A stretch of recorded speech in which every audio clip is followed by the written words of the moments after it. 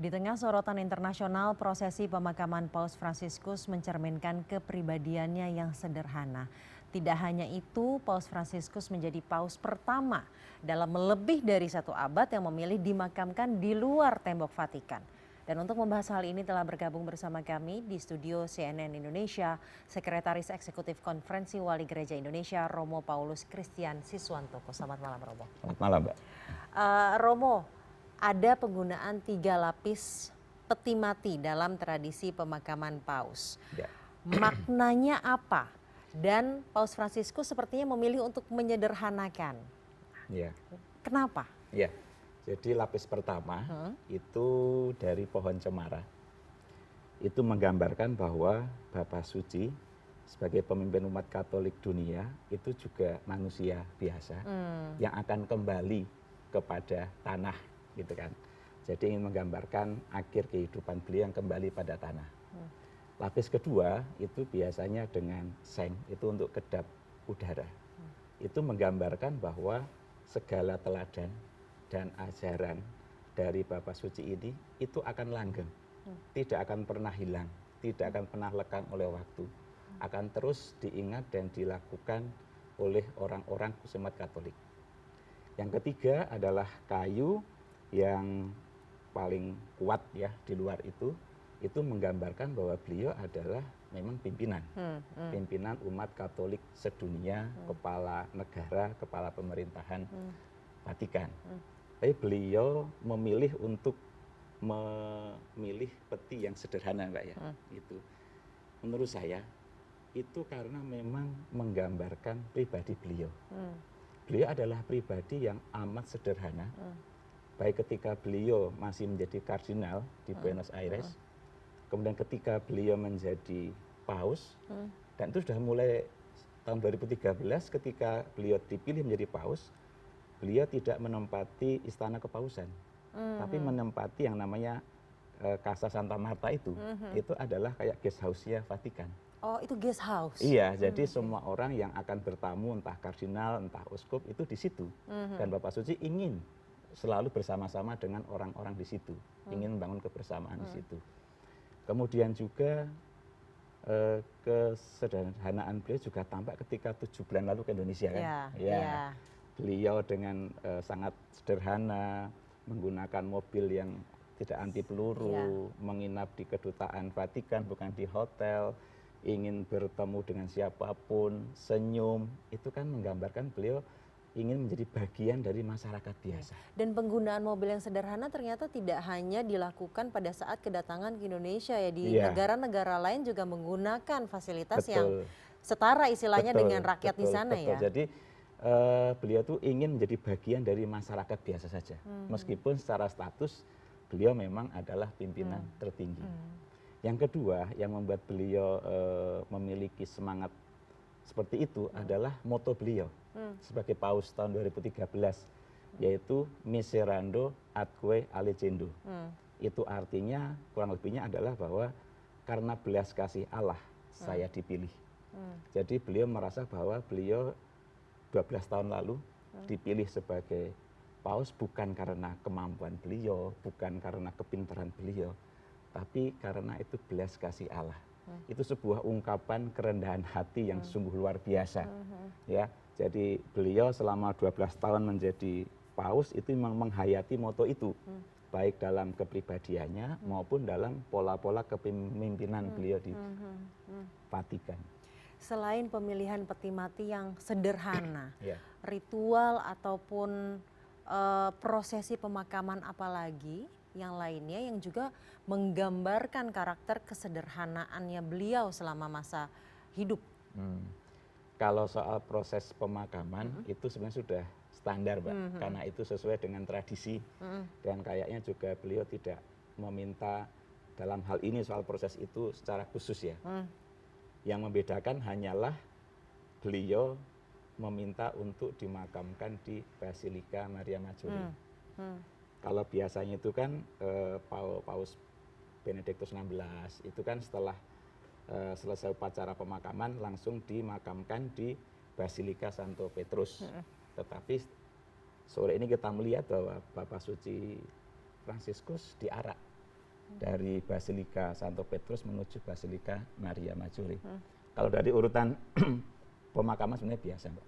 Seperti itu. Tapi perbedaan lokasi itu Ya, apa maknanya? Pasti Ya. menjadi sesuatu hal yang bermakna dalam dan besar dong ya, betul. Romo. Jadi beliau itu memilih Basilika Maria Maggiore sebagai tempat peristirahatan yang terakhir itu karena beliau memiliki ikatan spiritual dengan Bunda Maria, di mana menjadi nama Basilika itu, Basilika Iya, Maria Maggiore itu kan. Nah, kami di Katolik itu kan memberikan penghormatan yang istimewa kepada Bunda Maria sebagai Bunda Tuhan Yesus, kemudian sebagai Bunda Gereja juga.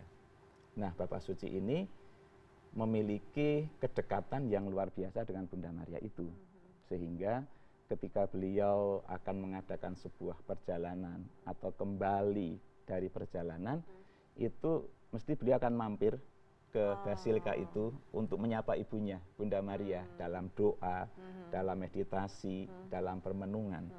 Sehingga ikatan spiritual yang seperti inilah yang kemudian juga membuat keinginan beliau untuk beristirahat kekal, beristirahat selama-lamanya bersama dengan Bunda Maria di Basilika Maria Maggiore. Sebelum-sebelumnya kalau meninggal semua di Basilika Santo Petrus. Iya, hampir semua sebagian besar paus itu dimakamkan di Basilika Santo Petrus. Aturannya begitu atau sebenarnya itu bisa sebenarnya memilih seperti tradisinya seperti itu atau sebenarnya Sejauh seperti saya pahami itu tradisi selama ini seperti itu, Mbak ya. Selama ini memang sejak Yohanes Paulus II dan sebelumnya Benediktus XVI itu kan memang semua di Santo Petrus Basilika. Gitu. Posisi Basilika Maria Maggiore ini di luar tembok Vatikan itu tadi ya? Ya, agak jauh. Ada makna bagi para umat tidak dengan dimakamkan di luar tembok Vatikan itu? Pasti nantinya tempat itu akan menjadi tempat peziarahan yang lebih ramai lagi.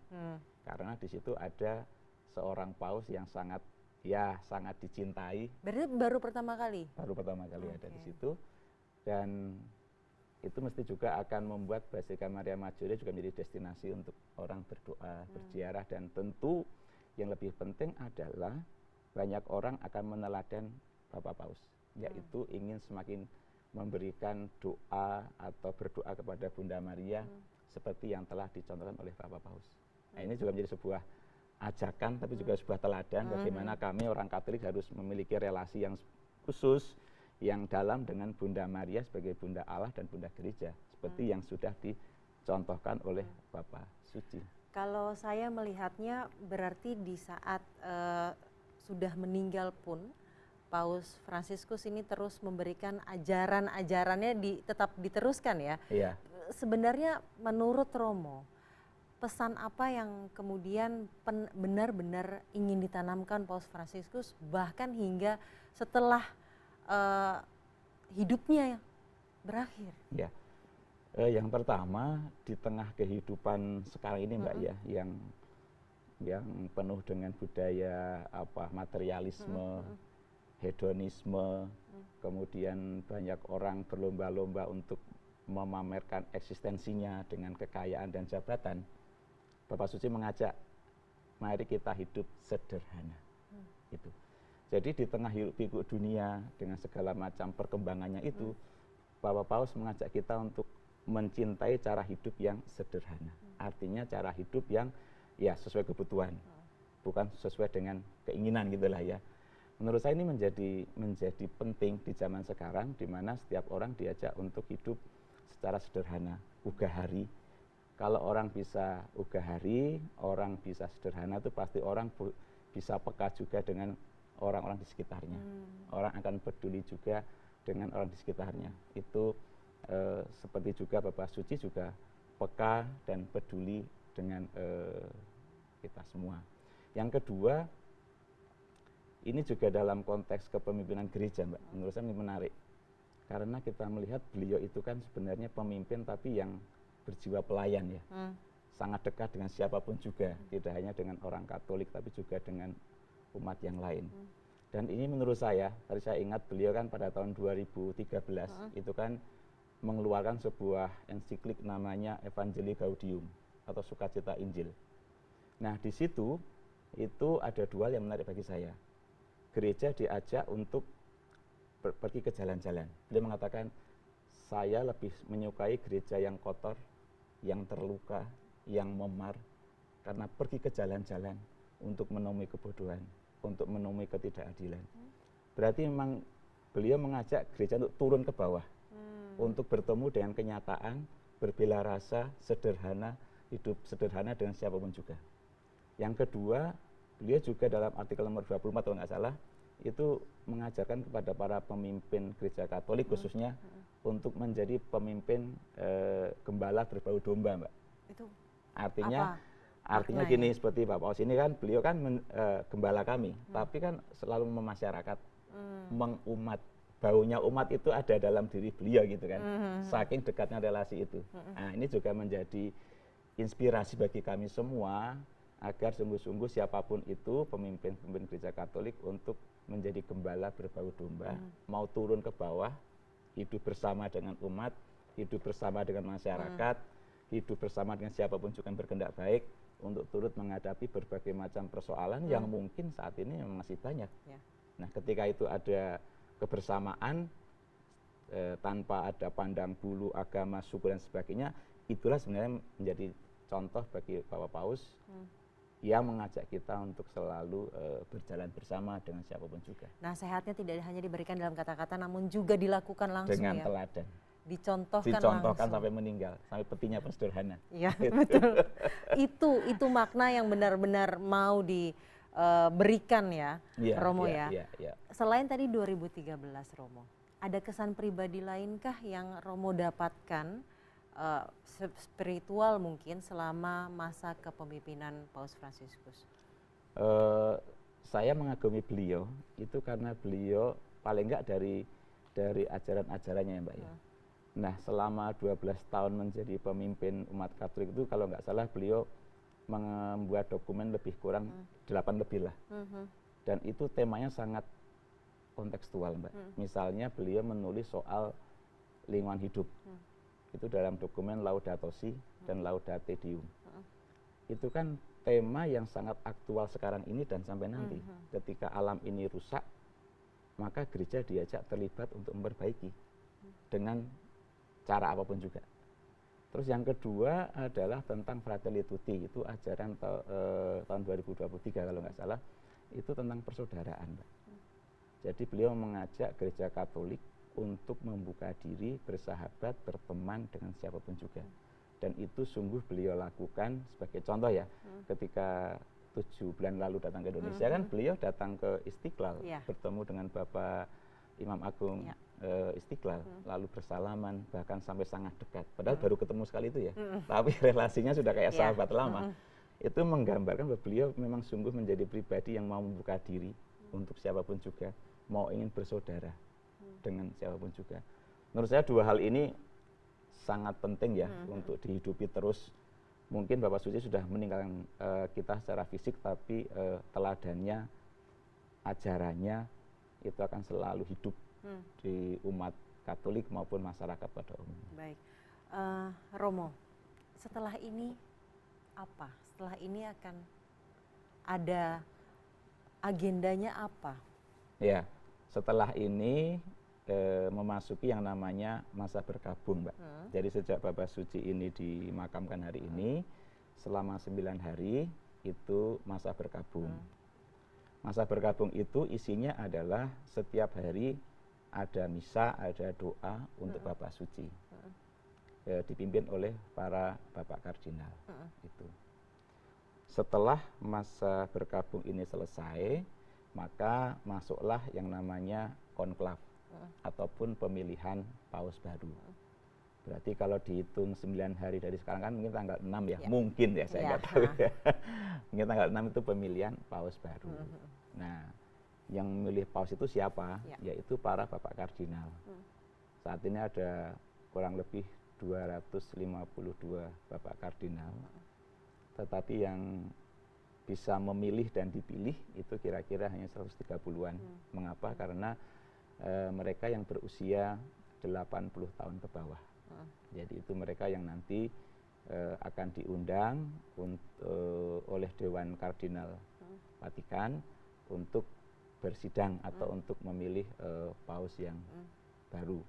Dan juga masa berkabung 9 hari ini juga menjadi kesempatan untuk mengundang juga para Bapak Kardinal yang belum datang. Sebagai contoh, Bapak Kardinal kita itu baru akan berangkat tanggal 4 Mei besok, Monsinyur Bapak Kardinal Ignatius Wario.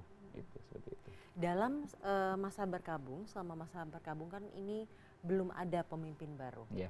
Siapa yang akan menahkodai selama 9 hari? Untuk urusan rumah tangga Vatikan itu ada yang namanya Camerlengo. Itu yang kemarin mengumumkan Bapak Suci wafat.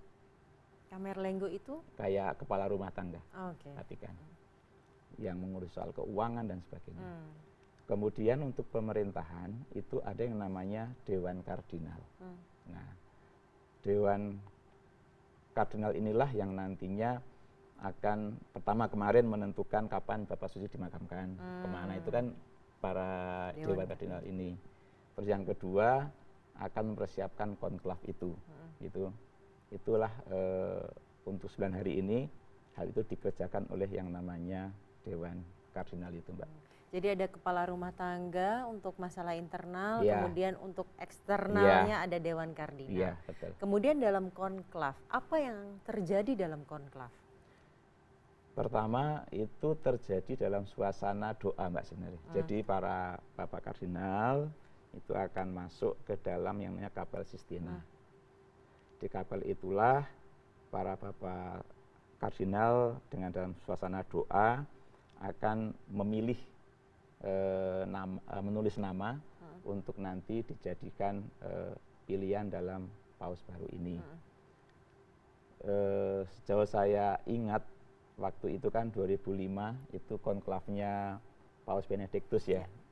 Saya waktu masih sekolah di sana kebetulan, itu sehari itu 2 kali, Mbak, bersidang mereka, pagi dan sore.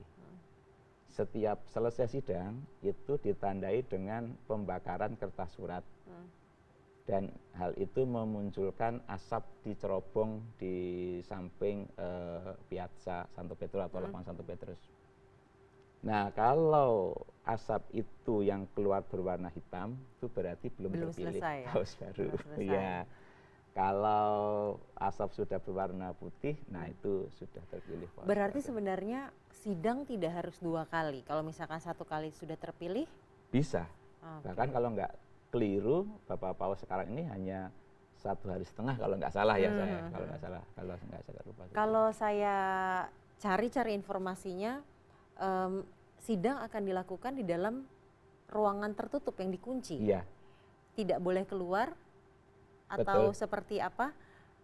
Kalau tadi Romo bilang kan ada 2 kali sidang, apakah itu keluar dari ruangan atau seperti apa, Romo? Istirahat, jadi memang istirahat pagi dan sore. Jadi begitu para Bapak Kardinal sudah masuk ke Kapel Sistina, maka semua yang tidak berkepentingan harus keluar. Yang ada hanyalah para Bapak Kardinal dan yang akan memilih itu. Kemudian dikunci.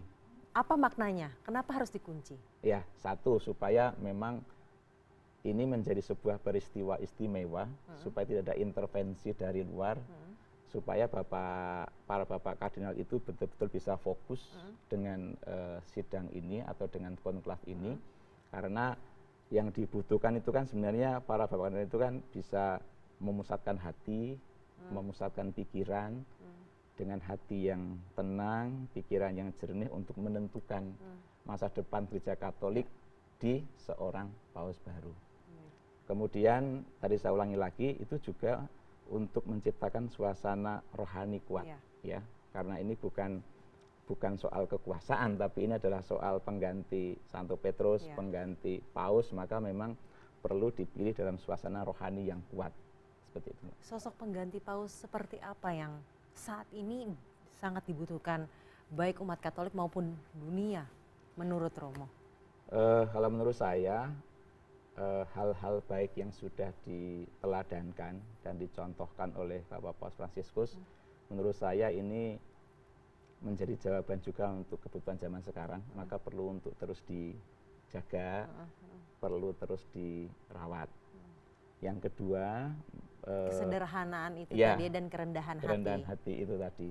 Yang kedua, tentu ke depan ini kan Gereja Katolik akan menghadapi banyak tantangan, Mbak ya.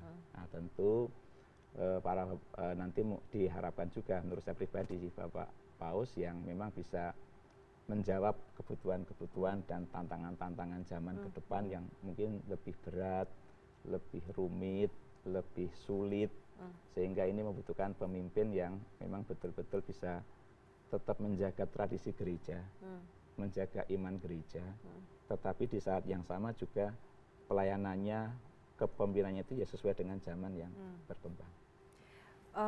Romo, sejauh ini Paus berasal dari dataran Eropa. Kalau misalkan kita nggak tahu ya, tapi kalau misalkan kemudian berasal nanti dari dataran Asia atau Afrika, apakah akan memberikan dampak yang berbeda secara psikologis atau secara spiritual? Ya, untuk itu saya nggak akan berandai dulu, Mbak ya. Siap. Karena apa? Karena itu nanti semua sepenuhnya terjadi di Kapel Sistina itu, Mbak. Dan kami percaya pasti di situ Roh Kudus akan membimbing. Roh Kudus akan mengarahkan dan menerangi hati para Bapak Kardinal yang akan memilih pengganti Bapak Suci Fransiskus. Setelah nanti terpilih, apakah langsung menjalani tugasnya atau ada ritual lain yang harus dijalani oleh Paus terpilih? Ya, jadi kalau sudah satu kardinal terpilih, maka beliau akan ditanya mau tidak menerima jabatan ini gitu kan. Ada prosesi ditanya dulu. Ya. Bisa menolak? Bisa sebenarnya. Kalau memang merasa nggak bisa atau ada apa gitu ya.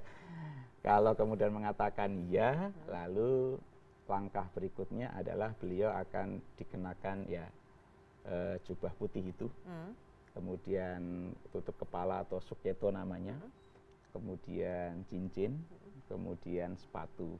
Itu memang itu ada aturannya, Mbak, itu ya terkait dengan busana Paus itu. Nah, setelah itu lalu Bapak Suci yang baru ini akan diperkenalkan kepada publik di balkon, di mana kemarin Bapak Fransiskus juga terakhir kali ketemu dengan publik di situ itu, untuk diperkenalkan bahwa konklav sudah selesai dan sudah menghasilkan seorang pengganti dari Bapak Suci Fransiskus. Itu sih, Mbak. Dan setelah itu langsung menjalankan tugasnya. Setelah itu kemudian menjalankan pemerintahan Vatikan.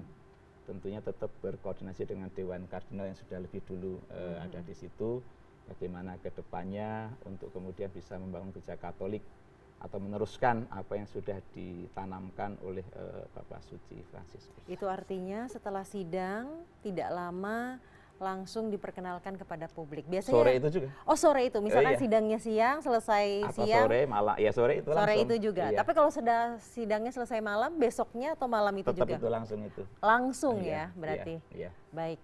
Terima kasih Romo telah mau menyempatkan datang ke studio CNN Indonesia dan berbincang mengenai Paus Fransiskus. Ya, sama-sama, Mbak. Terima kasih banyak Sekretaris Eksekutif KWI Romo Paulus Kristiansis Wantoko telah bergabung bersama kami di CNN Indonesia. Selamat malam, Romo. Selamat malam.